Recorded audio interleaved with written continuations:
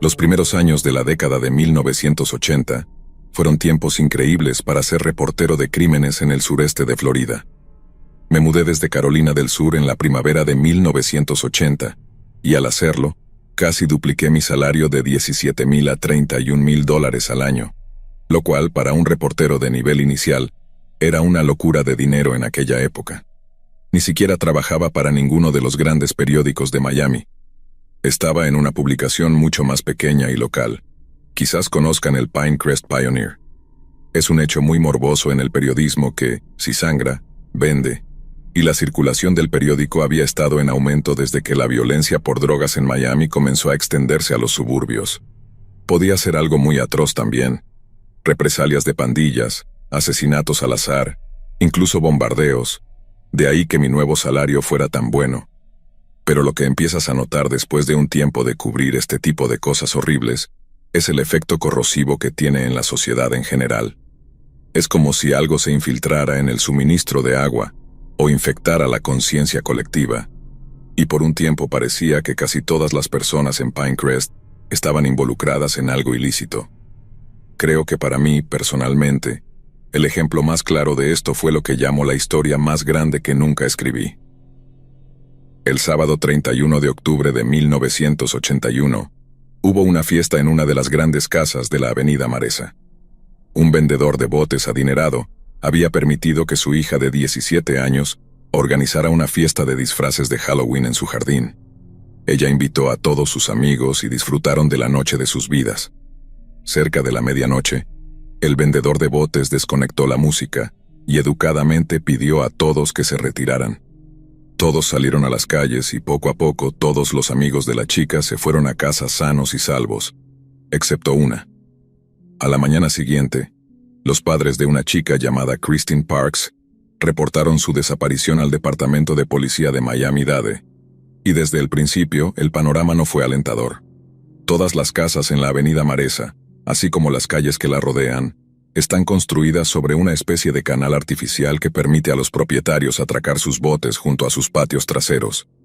La policía rápidamente teorizó que, ya que algunas chicas habían ingresado alcohol a la fiesta, Kristen podría haber caminado sola, caído al agua y ahogado. Algunos dudaban de esta teoría, pues nadie había oído gritos o salpicaduras. Pero aún así la policía dragó el canal en busca de restos humanos, solo para descartar la posibilidad. Sin embargo, nunca encontraron restos humanos. 3 días después de la búsqueda, con la policía cada vez más desesperada, un camionero pasaba por el lago en la parte superior de la autopista South Dixie, cuando vio a una chica medio desnuda tambaleándose desde un parche de árboles al borde del camino. Detuvo su camión, salió y, después de cubrir a la chica con su chaqueta, le preguntó qué hacía allí sola y con poca ropa. El camionero dijo más tarde que la chica parecía estar borracha y que no recordaba dónde estaba ni cómo había llegado allí. Lo único que recordaba era su nombre, Kristen Parks. Como te imaginarás, la familia de Kristen estaba encantada de verla regresar con vida, pero no había regresado ilesa. Tras un examen médico exhaustivo, se determinó que Kristen había sido drogada, secuestrada y luego repetidamente y brutalmente violada durante las siguientes 48 horas. En lugar de matarla, sus secuestradores la drogaron una vez más, la llevaron a la autopista South Dixie en medio de la noche y la abandonaron en una zona boscosa. Kristen se mantuvo relativamente calmada y estable mientras estaba bajo los efectos residuales de la droga, pero una vez que estos se disiparon fue una historia completamente diferente. El trauma de lo que había experimentado en esos días fue simplemente demasiado para su joven mente, y hasta donde sé, sufrió una crisis nerviosa total. Dejó la escuela, dejó de ver a sus amigos y, a pesar de someterse a un curso de medicación y terapia bastante radical, Kristen permaneció mental y emocionalmente devastada por los horrores que vislumbraba a través de la bruma de su memoria. Pero lo que empeoró las cosas 1000 veces fue el hecho de que la búsqueda de sus atacantes pronto se detuvo. La falta de progreso en la investigación fue recibida con temor y preocupación por los ciudadanos de Pinecrest, y algunos fueron extremadamente vocales en sus demandas de justicia. Ninguno más que el vendedor de botes en cuya casa había tenido lugar la fiesta. Este es el punto donde debo cambiar algunos nombres para protegernos tanto a ti como a mí de unas cuantas demandas bastante desagradables, imagino. Y, hasta donde sé, nuestro vendedor de botes es aún un hombre muy litigante, y odiaría que te castigaran por hacerme el favor de leer esto en voz alta. Así que en lugar de referirme a él por su verdadero nombre, lo llamaré Señor Stone. Stone había ofrecido personalmente una recompensa de $10,000 a cualquiera que ayudara a llevar ante la justicia a los atacantes de Kristen, y hasta había ofrecido contratar a un investigador privado para acelerar el proceso. En cuanto al segundo punto, la familia de Kristen rechazó su ayuda, pero el señor Stone permaneció altamente y públicamente vocal en sus demandas de justicia. Incluso llegó a colocar una valla publicitaria fuera de su sala de exhibición por un tiempo, pidiendo información al público. Nos encontramos en una subasta benéfica en la primavera de 1982. Fue él quien sugirió que yo comenzara a investigar todo el asunto, ofreciéndome su total cooperación con la esperanza de que mis reportajes contribuyeran a atrapar a los secuestradores de Kristen Parks. No podía trabajar el caso a tiempo completo, aún tenía otras asignaciones, pero mi editor me dio permiso para trabajar en él siempre que pudiera, con la condición de que él tuviera la primera opción para publicarlo. La policía nunca había arrestado ni acusado a nadie por el secuestro de Kristen, pero aún así, había interrogado a un puñado de sospechosos en relación con el incidente. El primero era un joven con el que Kristen supuestamente había estado saliendo, y que había reaccionado mal cuando ella rompió con él. También había estado en la fiesta, pero gracias a varias coartadas fue descartado como sospechoso. El segundo fue un guardia de seguridad contratado por el señor Stone, para asegurarse de que los asistentes a la fiesta se mantuvieran alejados del canal en la parte trasera de la casa. El guardia de seguridad dijo que en un momento de la noche, Kristen se le acercó para iniciar una conversación. El guardia afirmó que Kristen mostraba signos de intoxicación, así que, temiendo que alguien hubiera introducido alcohol a la fiesta, fue a informar al señor Stone. Stone le indicó al guardia que volviera a la fiesta, buscara el origen del alcohol y lo confiscara, pero cuando el guardia regresó, Kristen ya no estaba. Supuso que ella simplemente se había escondido entre la multitud de adolescentes bailando y continuó haciendo su trabajo, tratando de averiguar de dónde venía el alcohol. No volvió a ver a Kristen esa noche, y no fue hasta la mañana siguiente que se enteró de que estaba desaparecida. El tercer sospechoso que la policía interrogó y que por un tiempo fue considerado el principal sospechoso, fue un exconvicto que vivía en un sitio de construcción en la isla MTA. MTA es uno de los barrios más ricos del sur de Florida, y la mayoría de las casas allí tienen más de 930 metros cuadrados, con comodidades de alto nivel como cocinas gourmet, bodegas y amplias áreas al aire libre, lo que generaba la pregunta, ¿qué hacía un exconvicto desempleado viviendo allí? El exconvicto, un hombre llamado Frank Jeffers, había tomado la costumbre de ocupar ilegalmente los restos de una casa a medio construir, y debido a algunos vacíos legales bastante estrictos, las autoridades no podían desalojarlo de manera efectiva. De alguna manera, Jeffers había conseguido un pequeño bote que usaba para navegar hacia los barrios más ricos en los bordes de Pinecrest, para luego desaparecer tras cometer actos menores de robo y vandalismo. Jeffers había sido arrestado unas 6 veces, principalmente por cosas como allanamiento o acoso, pero no era por eso que tenía una condena. Verás, unos 20 años antes, Jeffers había sido arrestado después de secuestrar a la hija de 14 años de su vecino. La metió en su auto cuando ella iba de camino a casa desde la escuela, y si no fuera porque varios testigos informaron la matrícula del coche, no hay manera de saber qué habría hecho Jeffers a esa niña. La policía lo detuvo cuando intentaba llevar a la chica a los Everglades, y pasó 16 años en prisión por cargos de secuestro agravado después de intentar, y fallar, en luchar contra el caso. Ahora Jeffers estaba libre y al parecer volvía a sus antiguas andanzas. Fue el propio señor Stone quien atrajo la atención de la policía hacia Jeffers. Su familia había tenido varios encuentros desafortunados con él, incluido un incidente en el que asustó terriblemente a la hija de 16 años de Stone, mientras ella tomaba el sol. Jeffers había estado siendo una molestia desde su salida de prisión, y para la primavera de 1982, constituía el principal sospechoso en el caso de la desaparición de Kristen Parks. Fue interrogado en varias ocasiones, y sus coartadas para la noche del secuestro resultaron ser bastante endebles. Sin embargo, la falta de evidencia sólida que lo vinculara directamente al crimen Lo protegió de ser arrestado o acusado. Parecía solo cuestión de tiempo antes de que la policía lograra reunir pruebas suficientes en su contra. Sin embargo, después de un robo en una tienda de artículos náuticos de Pinecrest, la policía intentó arrestar a Jeffers. Cuando llegaron a su improvisado campamento en la casa a medio construir, él abrió fuego contra ellos con una pistola calibre 45. Como puedes imaginar, a la policía no le hizo ninguna gracia que Jeffers decidiera irse en grande, pero aún así cumplieron su deseo, y tras una lluvia de balas y perdigones, el principal sospechoso en la desaparición y agresión de Kristen Parks dejó de existir. Hablé con el señor Stone después de la muerte de Jeffers, y aunque expresó su pesar porque el principal sospechoso del caso nunca vería verdadera justicia, dijo que había formas mucho peores de que todo aquello hubiera terminado.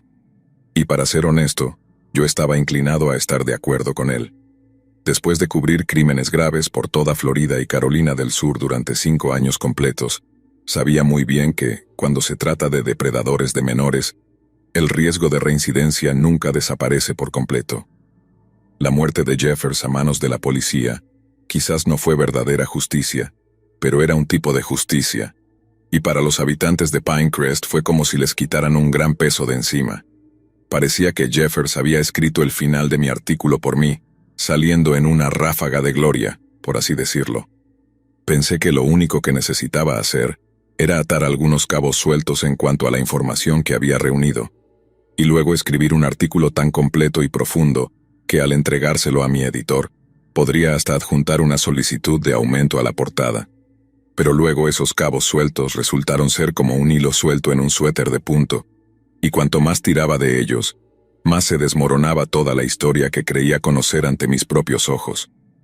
Jeffers tenía 2 coartadas para la noche del secuestro de Kristen, pero ambas estaban siendo ignoradas. Para empezar, su única forma de movilizarse en esa noche era conducir su bote o caminar, y esa noche terminó borracho, pasando frente a la casa de su vecino. Según él mismo confesó, estaba cantando borracho tan fuerte que su vecino se asomó a la ventana para lanzarle una mirada de desaprobación. Jeffers afirmó que se miraron el tiempo suficiente como para que él le hiciera un gesto obsceno al vecino, y tras gritarle algo vulgar, el vecino cerró las cortinas y presumiblemente volvió a dormir. Sin embargo, cuando la policía interrogó a este vecino sobre el intercambio, afirmó que nunca sucedió. Nadie tenía motivos para dudar del hombre. Tal vez no le agradaba Jeffers, pero ciertamente no lo suficiente como para cometer perjurio en un tribunal, ¿verdad? Sin embargo, fue este punto en particular el que primero me hizo darme cuenta de que las cosas no eran lo que parecían. Me enteré por un oficial, que obviamente permanecerá en el anonimato, que el vecino había cambiado su historia una vez que se dio cuenta de que la libertad de Jeffers estaba en juego. Al principio dijo que lo había escuchado regresar a casa, pero luego cambió su historia para decir que asumió que era Jeffers quien regresaba, pero que en realidad nunca lo vio ni se levantó de la cama. Todos sabían que el hombre estaba mintiendo. Creo en los policías cuando dicen que desarrollan un sexto sentido para detectar mentiras, porque yo también desarrollé lo mismo a lo largo de los años. Pero si el hombre realmente estaba fuera de sí y odiaba tanto a Jeffers como para mentir en el tribunal, poco podían hacer para detenerlo, especialmente cuando era un chivo expiatorio tan conveniente. La segunda de las coartadas de Jeffers provino de un bar al que fue tarde esa noche, un lugarcito cerca de la playa de Cape Florida llamado Buddy's. La policía se acercó al único propietario del bar, quien entregó de inmediato copias de las imágenes de la cámara de seguridad de esa noche. Sin embargo, al momento de ingresar el video como evidencia, decidieron que la imagen no era lo suficientemente clara como para identificar a Jeffers, y se negaron a incluirla. Pero, en lugar de devolverle la cinta original al dueño del bar, simplemente no lo hicieron.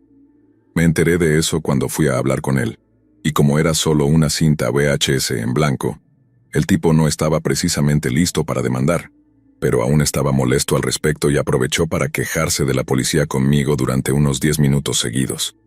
Le dejé hablar y luego traté de guiar la conversación de nuevo hacia el tema de las cámaras de seguridad. Resulta que aún tenía la cinta original en su poder y estaba más que dispuesto a mostrármela. Ahora ten en cuenta que esto fue en 1982, por lo que, incluso las imágenes de la cámara de seguridad más avanzadas eran bastante borrosas en comparación con las imágenes cristalinas que los chicos pueden capturar hoy en día. Pero Frank Jeffers no era precisamente discreto. Le gustaban los colores brillantes, solo vestía camisetas sin mangas, pantalones cortos y sandalias, y llevaba una franja de cabello rubio decolorado, como una especie de mohawk desordenado. Creo que su sentido de la moda era parte de la razón por la que era tan fácil identificarlo en todos sus delitos menores.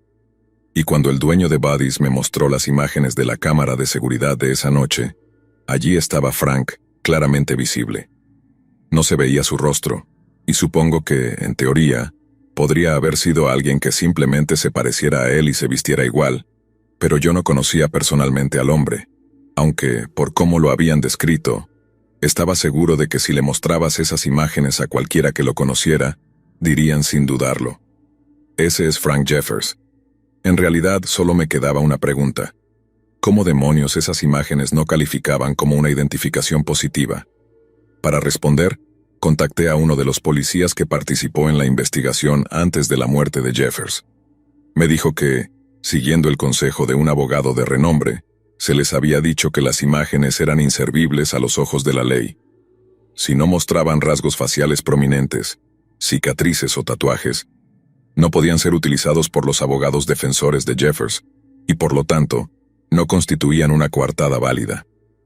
Le dije que, si yo estuviera en un jurado, no tendría problema en considerarlo evidencia sólida si el hombre mismo estuviera frente a mí con esa misma franja de cabello rubio, que coincidía con la del video. Pero el policía con el que hablé simplemente negó con la cabeza y me dijo que estaba fuera de sus manos, y siguiendo el consejo de ese renombrado abogado, sus superiores declararon que la cinta no era una coartada suficiente y que Jeffers debía seguir siendo el principal sospechoso del caso. Para mí, esto parecía un gran error, así que estaba muy interesado en saber quién era ese sabio abogado. El policía hizo una llamada, y luego me dijo que el abogado había sido recomendado nada menos que por el señor Stone. Sabía que a la policía no le interesaba revisar la cinta, pero el señor Stone seguramente sí, especialmente si fue su abogado quien cometió un error de juicio tan grave. No dudé en contactarlo, pero cuando lo hice, se mostró de una manera tan evasiva como el departamento de policía. Me agradeció por mi preocupación, pero me aconsejó confiar en el consejo de su abogado. Jeffers había sido el sospechoso más probable, y ahora estaba muerto, caso cerrado. Le pregunté si había visto las imágenes de la cámara de seguridad del bar cerca de Cape Florida Beach, y me dijo que no.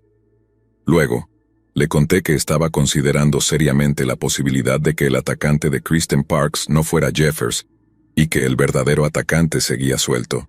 Y el señor Stone de repente me reprendió. Recuerdo que me preguntó: ¿quién demonios te crees que eres? Reñía, y en resumen, me acusó de querer aprovechar una tragedia para impulsar mi carrera. Le dije que eso era lo último que quería hacer, y que lo único que me importaba era encontrar al atacante de Kristen antes de que lastimara a alguien más. El señor Stone respondió que, si eso realmente era lo que me importaba, entonces respetaría las opiniones y juicios de aquellos más calificados que yo. Cualquier otra cosa solo aumentaría el dolor y el sufrimiento de los afectados.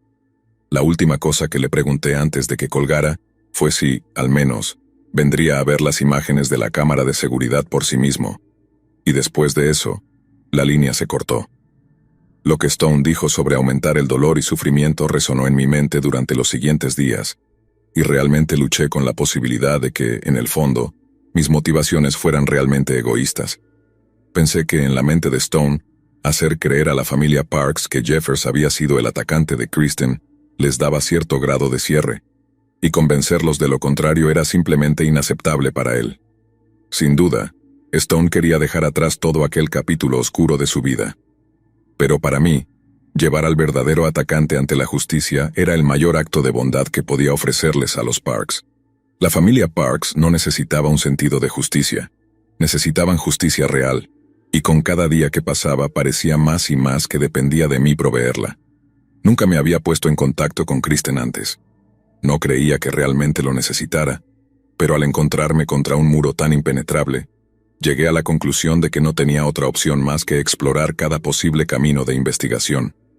Kristen obviamente había sido entrevistada extensamente después de su terrible experiencia, pero necesitaba asegurarme de que la policía no hubiera pasado por alto algo. Así que llamé a sus padres y les pedí hablar con ella. Como ya he mencionado, Kristen tenía enormes dificultades para superar lo que había vivido, así que sus padres no estaban muy entusiasmados con que hablara con un reportero, especialmente uno de una publicación tan menor. Pero después de una conversación larga y sincera con el padre de Kristen, Patrick, él me invitó a su casa para hablar con su hija. Al principio, Kristen no me dijo nada que no supiera ya, y cualquier cosa nueva era lo suficientemente irrelevante como para entender por qué no había sido incluida en los informes. La única cosa que mencionó y que sentí que valía la pena anotar fue que uno de sus atacantes olía a canela. Este pequeño detalle no estaba en ninguno de los informes policiales, así que le pregunté a Kristen por qué no lo había mencionado antes. Ella me aseguró que sí lo había dicho en numerosas ocasiones, y no tenía idea de por qué no había sido incluido en los informes. Y eso no era lo único que, de alguna manera, no había llegado a los informes policiales.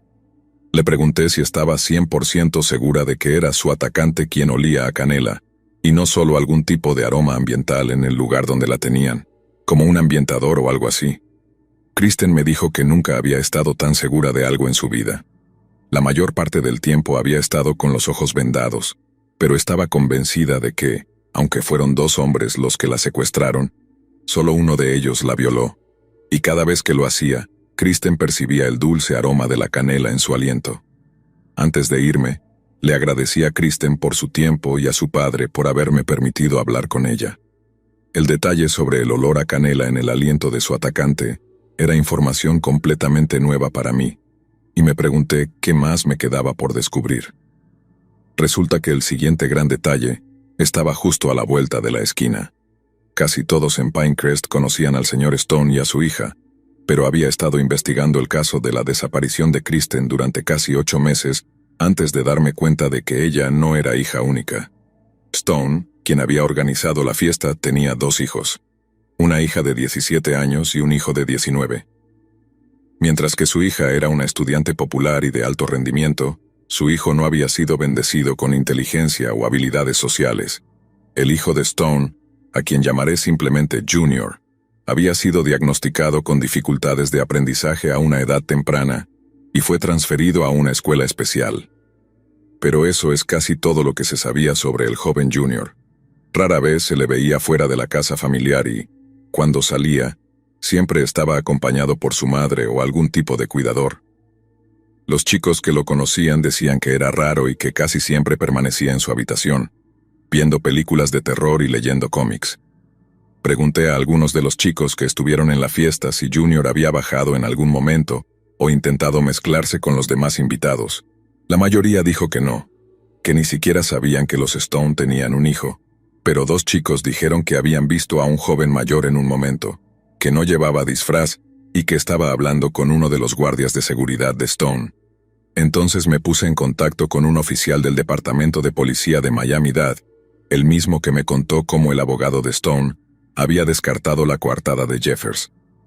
Me dijo que Junior nunca había sido interrogado en relación con los eventos de esa noche y que, según sabía la policía, había permanecido en su habitación toda la noche.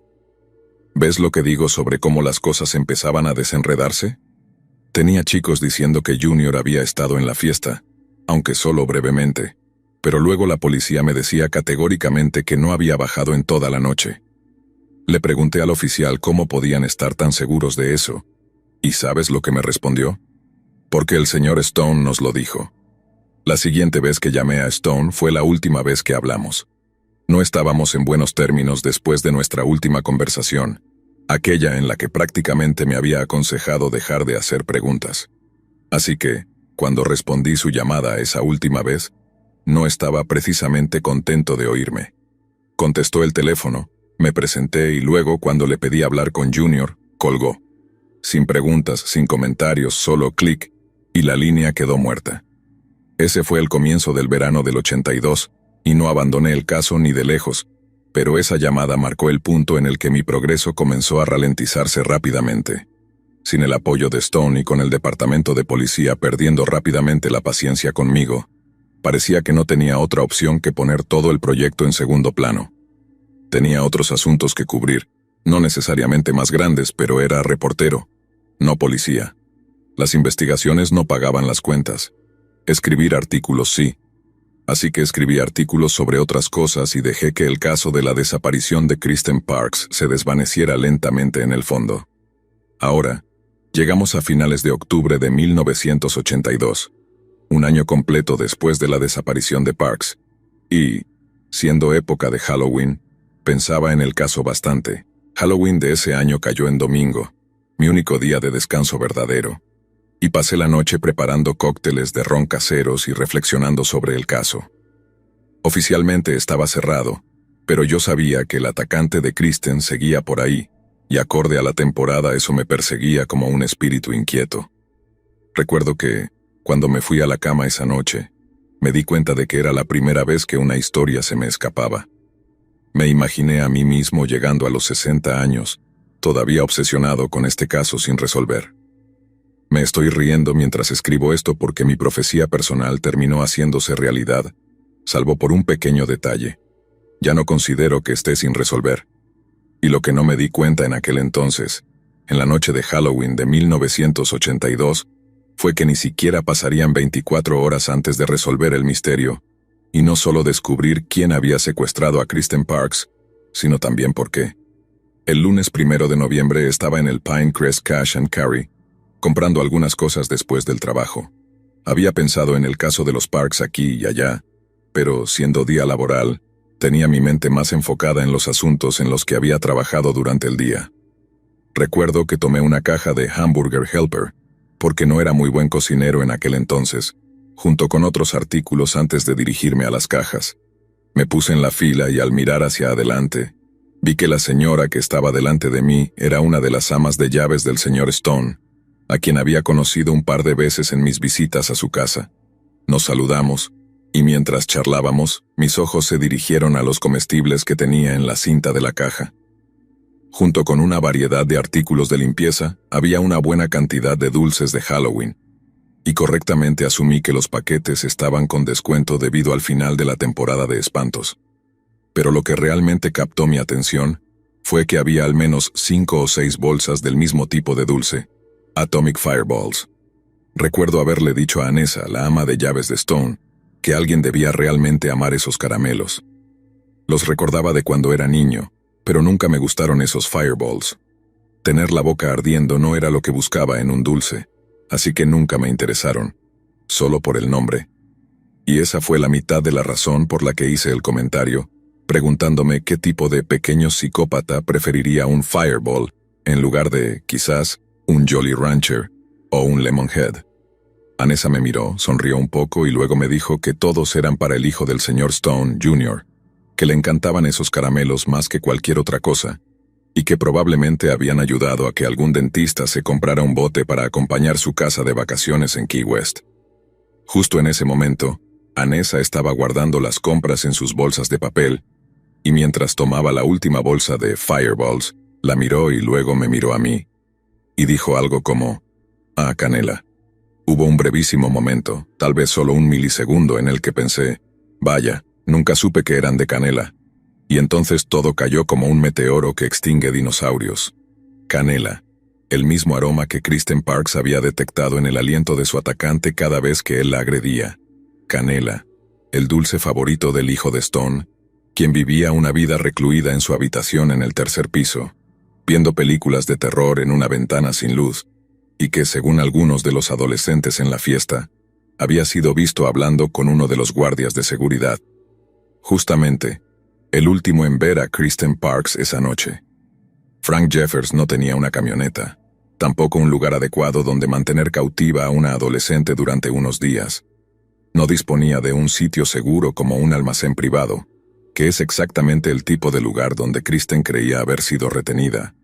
Pero el señor Stone, quien de repente no parecía tan entusiasmado en buscar justicia para Kristen una vez que la investigación empezó a tocar a su familia, tenía los medios para comprar o alquilar prácticamente cualquier cosa, y tal vez, solo tal vez, el dinero y la voluntad para ofrecerle a su hijo socialmente torpe una especie de tiempo privado, con una joven amiga de su hermana que había captado su atención. Al poner todas las piezas juntas, la idea me pareció demasiado increíble de contemplar. Stone era un pilar de la comunidad, alguien a quien todos respetaban, admiraban o querían. considerar siquiera que podría ser un psicópata capaz de facilitar el secuestro y violación de una menor era una locura absoluta. Pero cuanto más lo pensaba, más empezaba a tener sentido. La reunión no había sido una fiesta de Halloween en absoluto, sino una especie de mercado de carne adolescente donde Junior podía elegir a su víctima. La primera oportunidad que tuve le dije a mi editor que necesitaba hablar con él, y a través de una serie de hipótesis extrañamente específicas, le conté lo que pensaba y cómo había llegado a esa conclusión. Como te imaginarás, él se quedó boquiabierto mientras hablaba, especialmente hacia el final, cuando mencioné todo lo relacionado con Junior o, más específicamente, cómo debería haber sido el principal sospechoso, y sin embargo, nunca había sido interrogado. Mi editor pensó en ello durante unos 15 o 20 segundos, luego me dijo que, mientras pudiera escribirlo de una forma que no nos demandara hasta dejarnos en la ruina, lo haría revisar por el departamento legal del periódico y luego lo sacaría a la prensa. Si lo único que estábamos haciendo era plantear las preguntas correctas, estaríamos protegidos por la primera enmienda, y no habría nada que Stone pudiera hacer al respecto. Pero como luego descubrimos, eso no era del todo cierto. Unos días después estaba a un tercio de terminar el artículo cuando mi editor me llamó a su oficina y me mostró un borrador del periódico de la mañana siguiente. En las páginas centrales del periódico, el señor Stone había comprado un anuncio de página completa para su sala de exhibición de botes y otra página completa para anunciar su nueva línea de motos acuáticas. Stone había firmado un contrato de publicidad de 24 meses con nuestro periódico, uno valorado en casi $100,000. Sabía que con esa cantidad de dinero en juego, no había manera en que el dueño del periódico publicara una historia negativa sobre él. Como resultado, mi editor me dijo que tendríamos que abandonar la historia de Junior. Puede sonar extraño, pero no me sorprendió.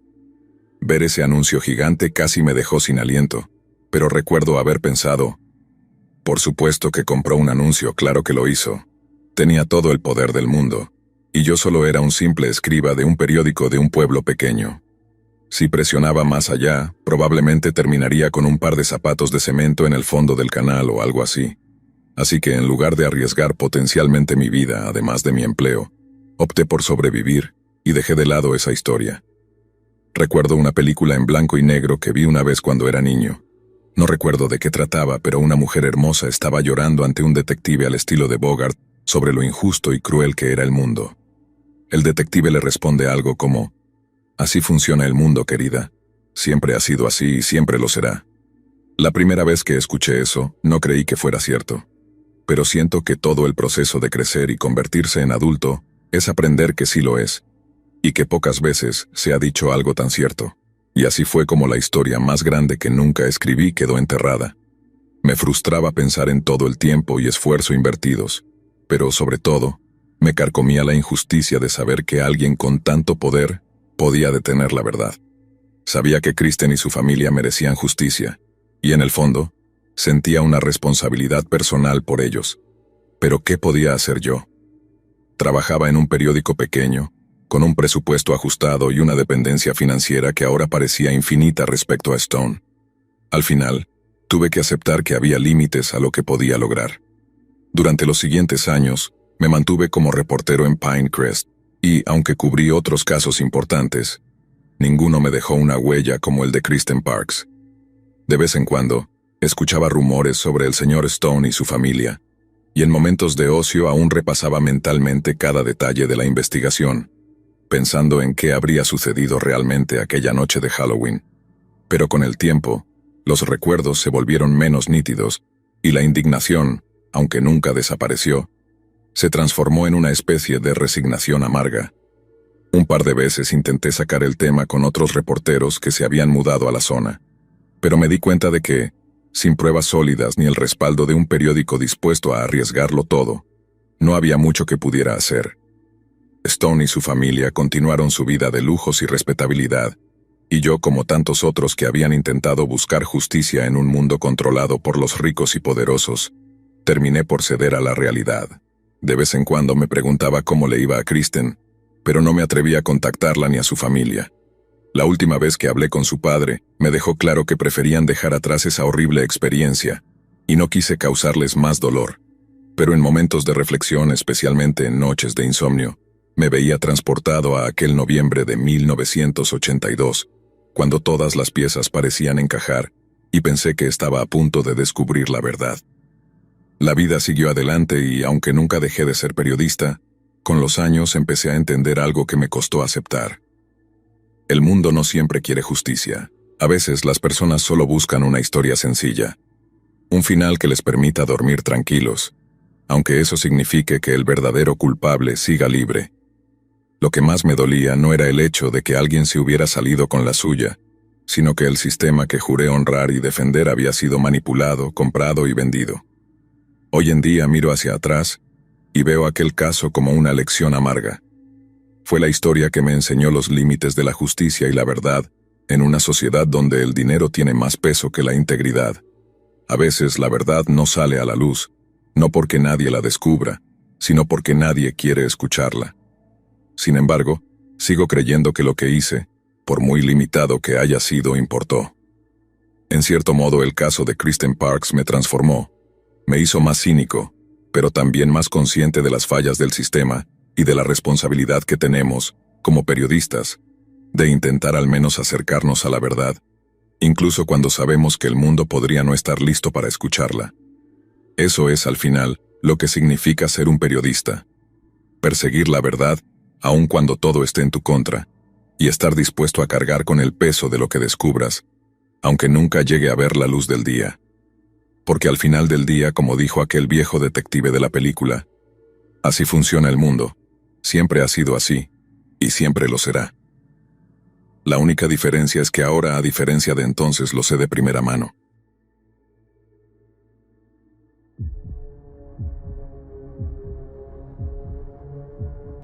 Hola, vamos a leer. Soy un oyente de larga data que está muy activo en la sección de comentarios de tus videos. Nunca había tenido motivos para escribirte antes, pero todo cambió el octubre pasado cuando un grupo de niños del vecindario decidió acosarme, manipularme psicológicamente y hacerme la vida imposible.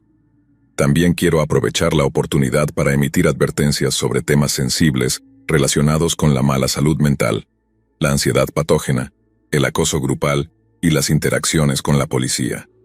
A veces realmente me gustaría que te esforzaras más por proteger a tu audiencia emitiendo advertencias de contenido cuando corresponde, pero supongo que nadie es perfecto.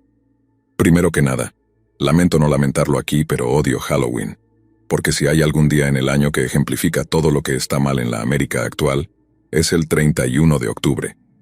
Para mí representa el punto máximo de nuestra cultura vacía y desechable, una época del año cuando los corporativos engordan sus bolsillos a costa de los idiotas, que compran máscaras que solo van a usar por unas pocas horas. Ahora, no me malinterpretes, me encanta el dulce tanto como a cualquiera. Pero convertir todo en una gran fiesta capitalista me asquea cada vez más. Odio Halloween, pero eso no significa que no lo tolere. Y al decir tolerar, me refiero a que no me siento en mi escalón con un balde lleno de piedras listo para arrojarlas a cualquier niño que ponga un pie en mi entrada.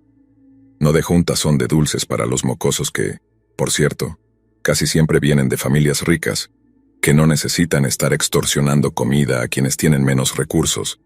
Pero sí coloco un cartel en el frente que dice, no hay trucos ni dulces, sin excepciones, para que sepan que no deben tocar mi puerta. El cartel funcionó en 2021 y también en 2022, cuando por cierto no deberían haber estado afuera. Pero el año pasado, un grupo de niños decidió ignorarlo completamente y subió por mi entrada para tocar mi puerta.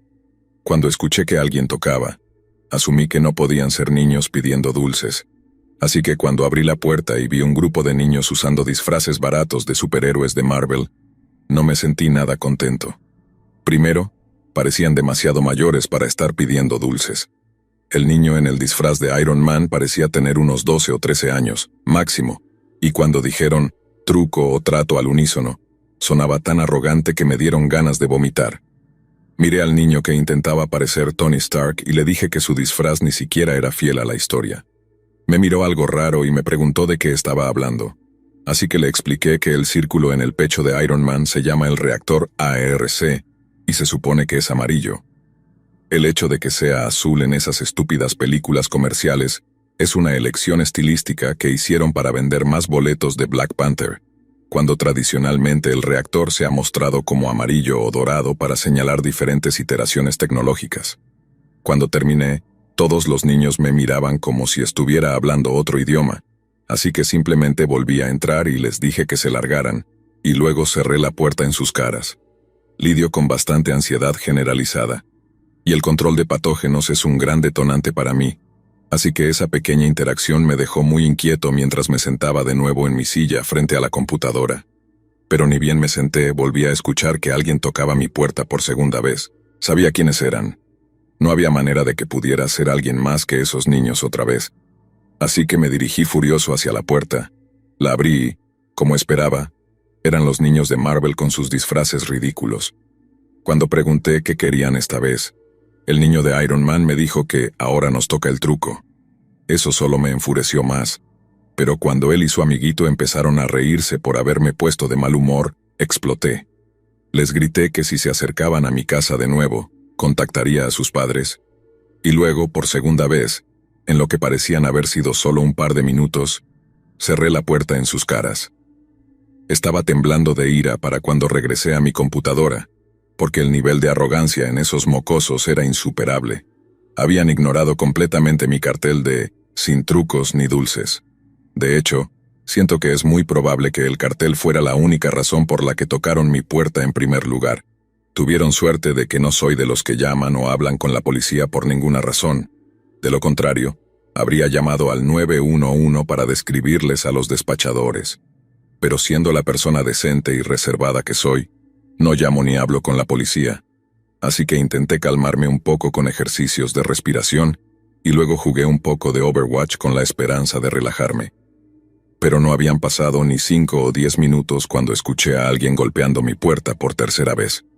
No pude evitar soltar un grito de frustración mientras me dirigía a la puerta, y cuando la abrí con una expresión que probablemente parecía rabia pura, vi a una señora muy alarmada con un grupo de niños, y cuando les grité preguntando si eran ciegos y no podían ver mi cartel, me dijeron que no había ningún cartel. Me adelanté un poco junto a la señora adulta para ver completamente mi porche, y cuando vi que efectivamente no había ningún cartel, sentí que me iba a desmayar. Los malvados niños de Marvel lo habían robado, pensé, y les grité a los niños y a la señora que se largaran de mi propiedad, y luego volví a mi casa y cerré la puerta. Tuve que sentarme en las escaleras por miedo a golpearme la cabeza si me desmayaba, y entonces decidí que, si no tomaba algo, probablemente iba a pasar una muy mala noche en términos de mi ansiedad. Me hace sentir algo somnoliento, pero son de efecto rápido y siempre me relajan cuando lo necesito. Tomé una pastilla, puse un nuevo cartel que decía «sin trucos ni dulces» en la ventana para que nadie pudiera robarlo, y luego continué con mi noche en paz.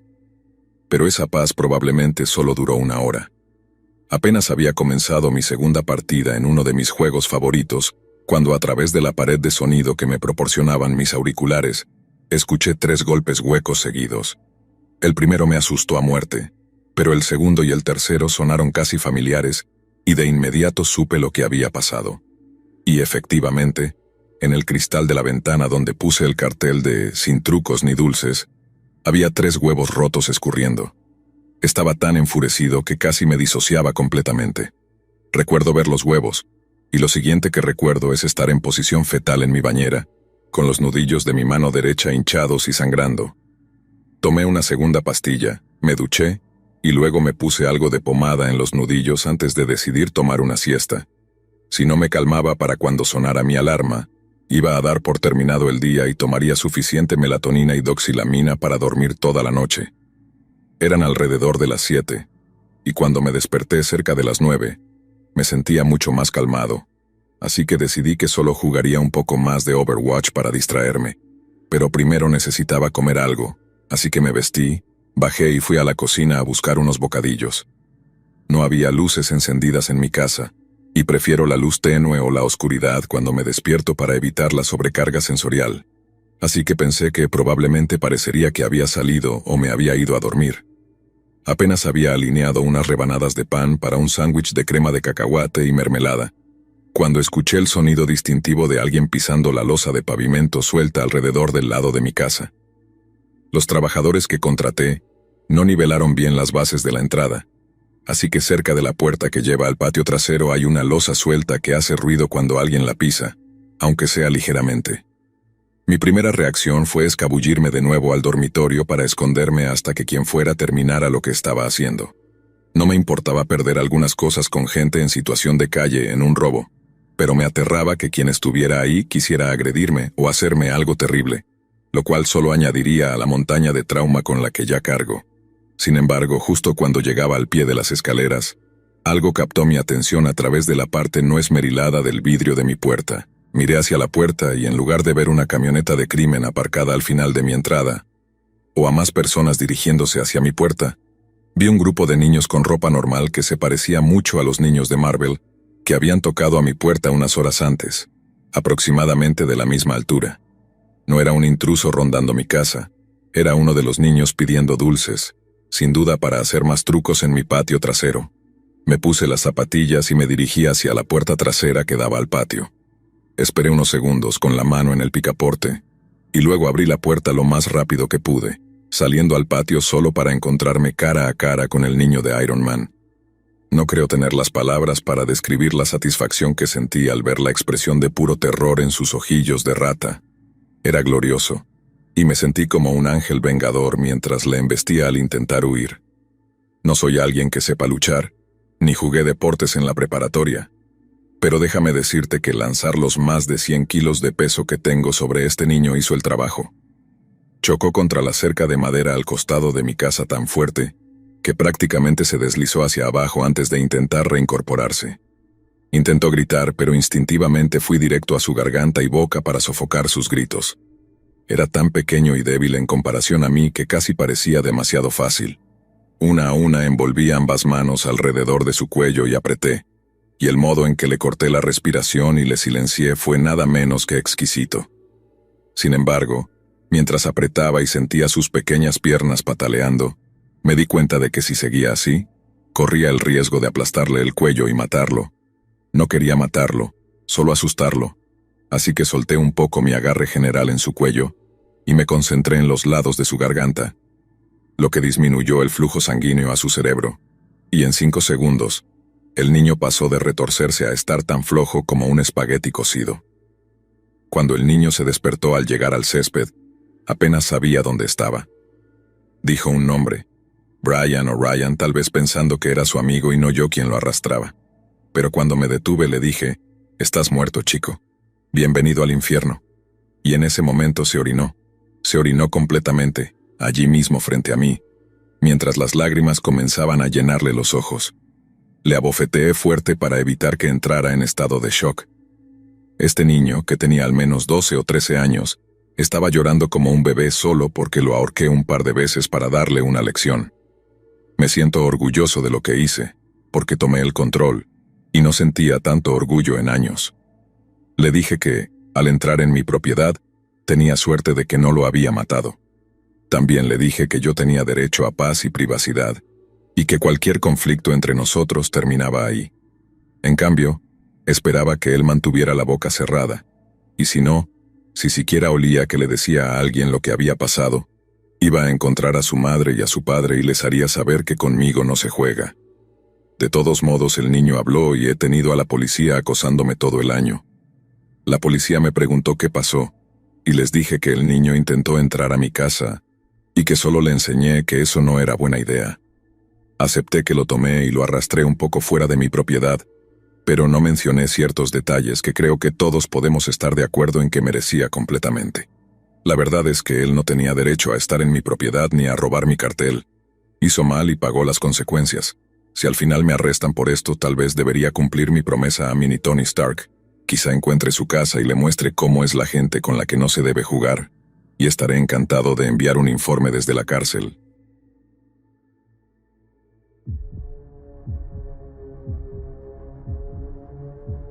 Apenas antes de las 10 de la noche del sábado 30 de octubre de 1993, 3 hombres atravesaron las puertas de un bar de un solo piso de ladrillo rojo llamado The Rising Sun. The Rising Sun está situado en el pueblo de Greysteel, al norte de Irlanda. Es una localidad con mayoría católica de poco más de 1000 personas que se encuentra en la costa noroeste del condado de Londonderry.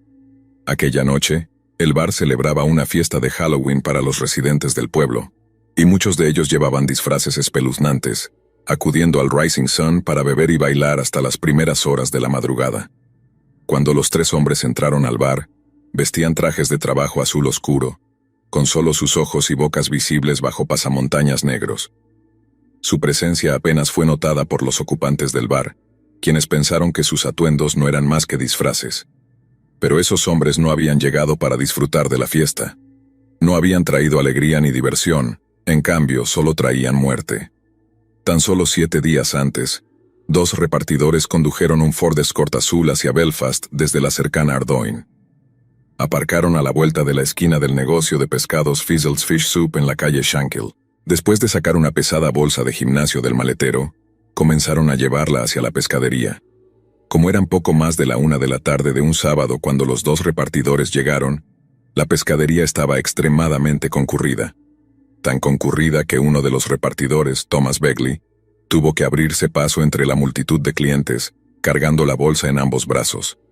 Su plan era colocar la bolsa sobre el mostrador refrigerado frente a él, pero la bolsa de 5 kilos no contenía ni un solo gramo de mariscos, porque Thomas Begley y su compañero Shaq Kelly no eran repartidores de bienes perecederos, sino miembros de la Brigada de Belfast del Ejército Republicano Irlandés, IRA, y en lugar de pescado la bolsa que Begley llevaba contenía una bomba casera altamente volátil.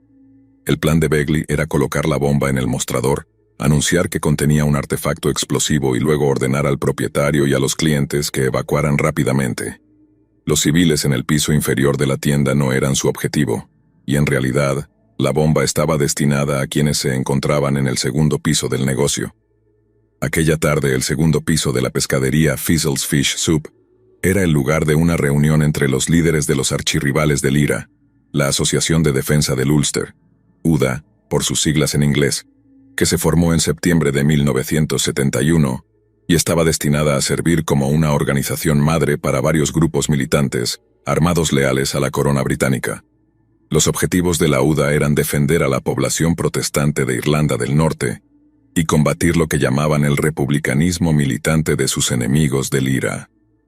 Según la información que Begley y Kelly habían recibido, varios de los altos cargos de la UDA estarían en una sala del piso superior aquella tarde gris de sábado, lo que significaba que una bomba bien colocada podría acabar con toda la cúpula de la organización. Sin embargo, a pesar de la planificación meticulosa del IRA, cometieron 2 errores terribles. El primero fue que la reunión de la UDA había terminado horas antes, y el segundo piso de la pescadería estaba completamente desocupado. La UDA acostumbraba a difundir información falsa, incluso entre sus propios miembros de bajo rango, para asegurarse de que sus movimientos y ubicaciones fueran difíciles de rastrear.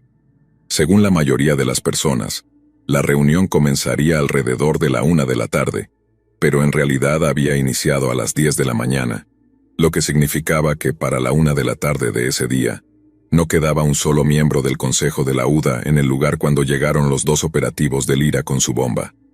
Pero este solo fue el menor de los 2 errores que el IRA cometió ese día. El principal fue recurrir a un fabricante de bombas católico, con habilidades extremadamente deficientes, para hacer artefactos explosivos. Mientras Shaq Kelly esperaba cerca de la puerta de la pescadería, siendo su rol guiar a los clientes hacia la salida, Thomas Begley levantó la bolsa de gimnasio y la colocó sobre el mostrador refrigerado frente a él. Una vez que la dejó, Begley planeaba anunciar que tenía una bomba y que todos los civiles inocentes debían abandonar el área. Pero Begley ni siquiera tuvo oportunidad de hablar. En el momento en que colocó la bolsa con explosivos sobre el mostrador de la pescadería, la bomba dentro de ella sufrió una falla catastrófica y detonó prematuramente. Begley murió instantáneamente. De hecho, fue prácticamente vaporizado por los 5 kilos de explosivos del dispositivo. Sin embargo, él no fue el único en perder la vida. John Fizzle, de 63 años, dueño de la pescadería, también murió en el acto junto con su hija Sharon, de 29 años, y la adolescente Leanne Murray, de 13 años.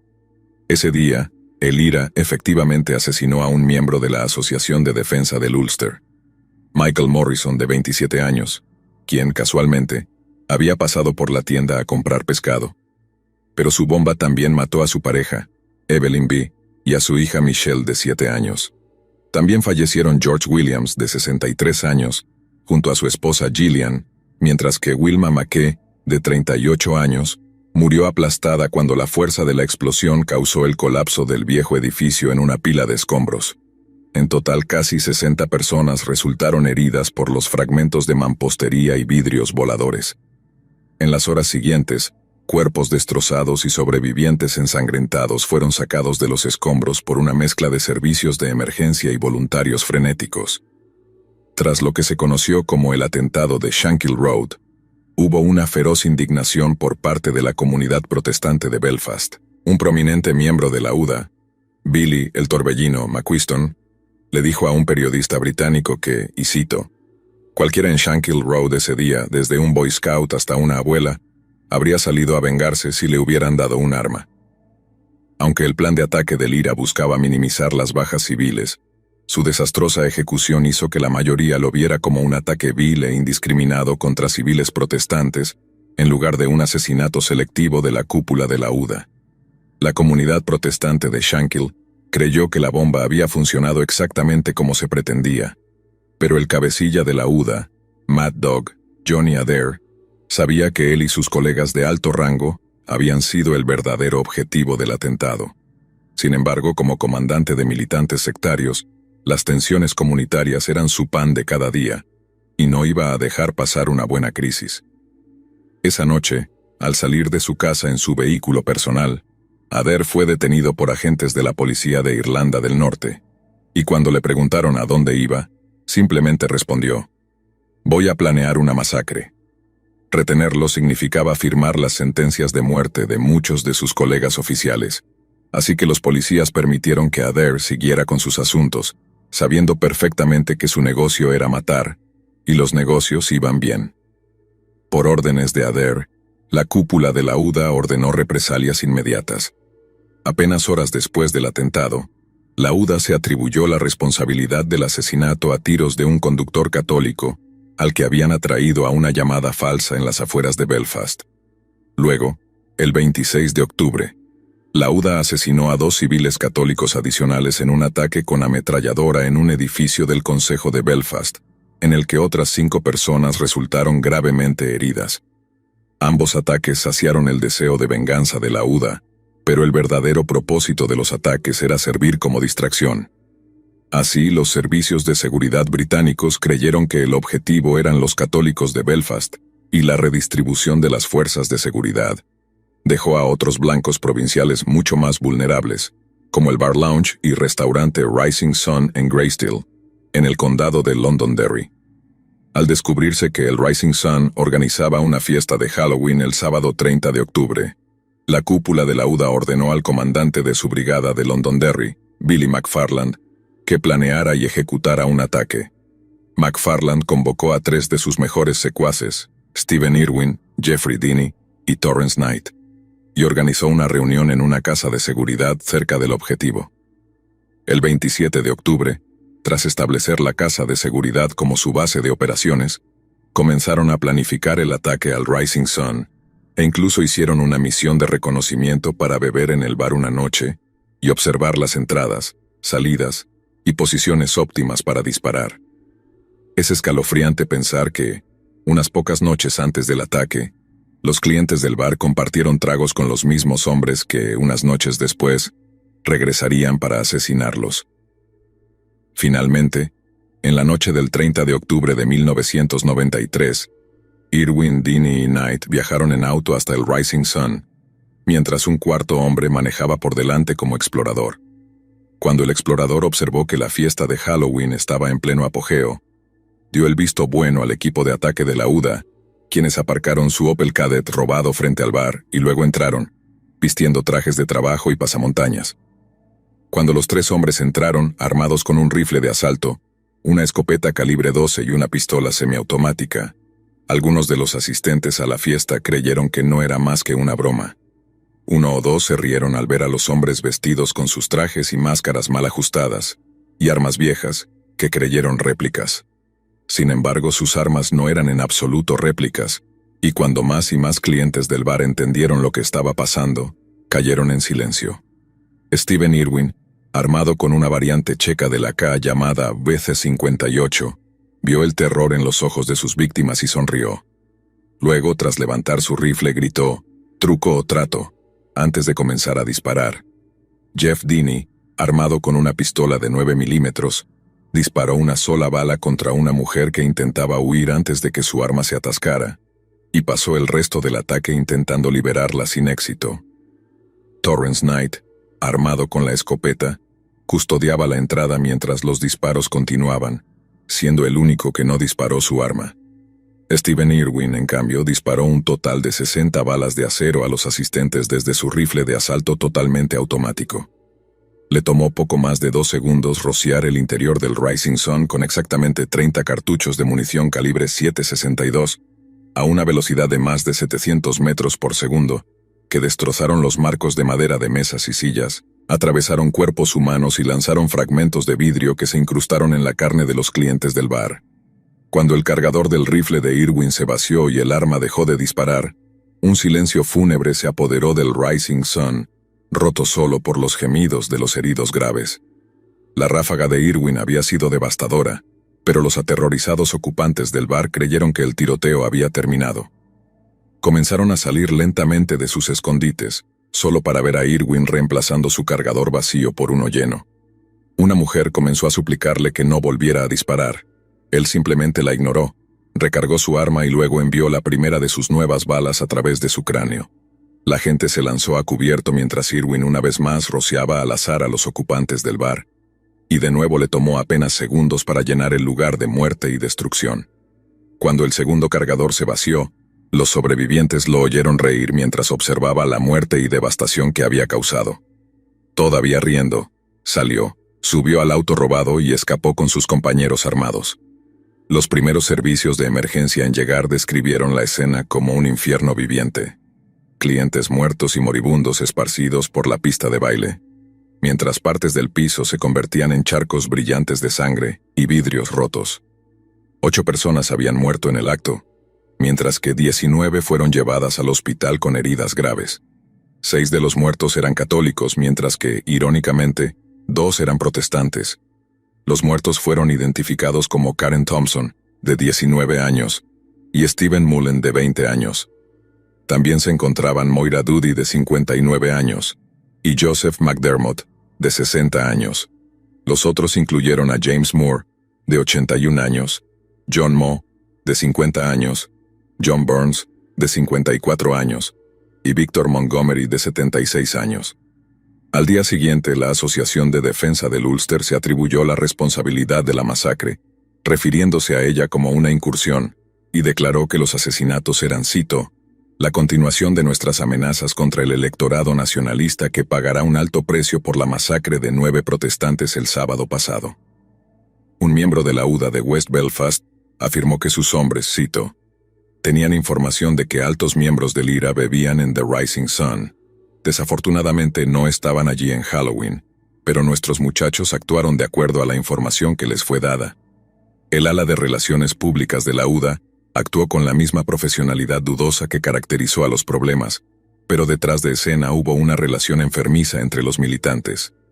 Los hombres armados fueron recibidos como héroes, con Steven Irwin siendo especialmente jactancioso de su acto de salvajismo. Alardeó de haber ejecutado a una mujer católica que le rogó que no acabara con su vida, orgulloso de haber mostrado la misma falta de piedad que los que destruyeron la pescadería de Fiesel. Gracias a que los servicios de seguridad británicos habían infiltrado ampliamente a ambos lados de los grupos paramilitares, identificar a los atacantes fue notablemente simple. Sus nombres pasaron de bar en bar hasta llegar a los oídos de los informantes británicos.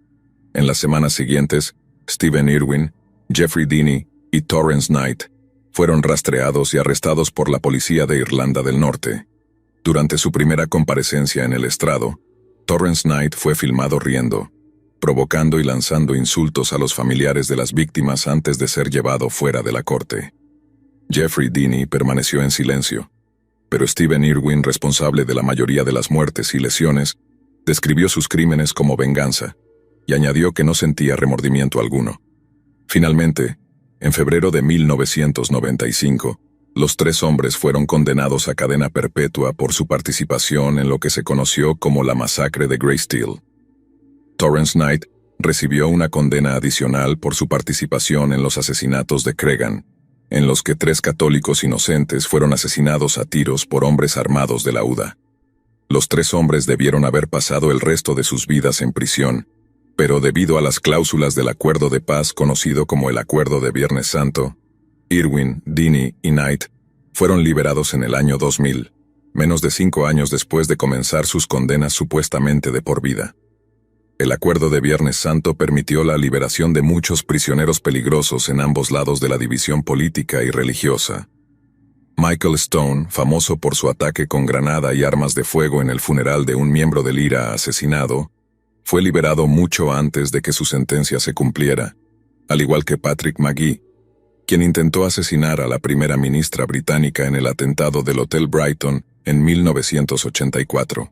Pero otro prisionero que recuperó su libertad gracias al acuerdo fue Sean Kelly, el único sobreviviente del equipo de bombas del IRA, que detonó su dispositivo de manera prematura en la pescadería en Shankill Road.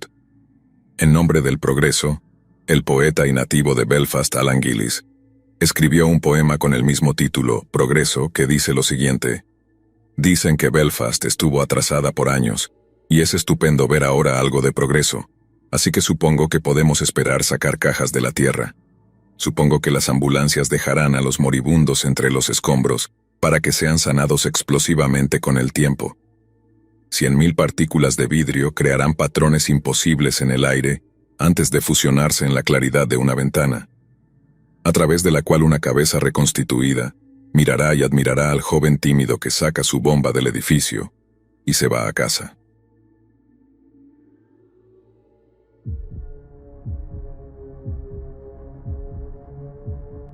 Mi nombre es Julieta, y aunque ya han pasado muchos años desde aquella época, cada vez que se acerca Halloween, hay un sentimiento que regresa, uno de incomodidad y de temor. Crecí en un pequeño pueblo en el estado de Indiana, en Estados Unidos, donde las cosas, de alguna manera, siempre parecían más sencillas, y hasta diría que más seguras. Los veranos eran largos y calurosos, el otoño cubría todo con una capa crujiente de hojas, y en invierno, una manta de nieve protegía las casas y los caminos. Los recuerdos de mi infancia en el pueblo son casi todos felices, menos uno. La gente que llega a vivir aquí, o que solo lo visita durante la época de Halloween, probablemente no se entera de esto, pero hubo un tiempo en el que nuestro pueblo decidió no celebrar esa fecha. Y no fue solo por 1 año o 2, sino por mucho más. De hecho, creo que aún hay familias que ni siquiera dejan que sus hijos pidan dulces, y los padres más jóvenes evitan hablar de ese tema en presencia de sus propios hijos. Quiero contarles el motivo detrás de todo esto, el recuerdo que todavía me quita el sueño algunas noches, y que nunca he podido olvidar. Cuando yo era niña, Halloween era una de las fechas que más esperábamos. Mis amigas y yo pasábamos semanas preparando nuestros disfraces. La mayoría de nosotros no teníamos mucho dinero, así que nuestros disfraces eran en su mayoría hechos a mano, pero eso los hacía aún más especiales. Una sábana con agujeros se convertía en un fantasma, un sombrero de cartón y una escoba vieja en una bruja, y así íbamos ideando qué seríamos cada año. Todas las noches del 31 de octubre, el pueblo entero se llenaba de niños disfrazados que corrían de casa en casa pidiendo dulces, riendo y gritando «dulce» o «truco» en cada puerta. Pero todo cambió cuando yo tenía 10 años. Ese año, ya teníamos planeado nuestro recorrido por las calles. Mis amigas Ana y Lisa y yo habíamos planeado disfrazarnos de un grupo de pequeñas brujas.